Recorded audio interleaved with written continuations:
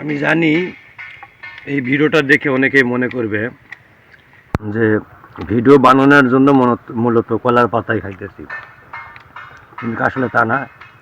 সত্য কথা বলতে লাঞ্চে বাদে আসছে কাজের জন্য। তো এখানে মূলত প্লেট পাওয়া তো যাবে না, যেহেতু এখানে ফ্যামিলি থাকে না।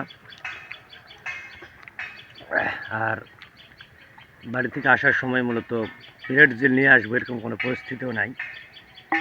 টিফিন বক্সে নিয়ে আসছি মূলত খাবারটা খুব ছোট, মূলত এখানে খাওয়া আসলে কষ্টকর, এই জন্যে মূলত কলার পাতায় খাইতেছি। তো আমি তো মনে করি মানুষ 10,000, 15,000, 20,000 টাকা খরচ করে ডাইনিং টেবিল বানায় খাওয়ার জন্য, যারা বড় লোক মূলত। তা আমার কাছে মনে হচ্ছে যে আমি ওই একই সেম জায়গাতেই খাচ্ছি, সেই ফিনিশটাই আমি পাচ্ছি, সত্য কথা বলতে।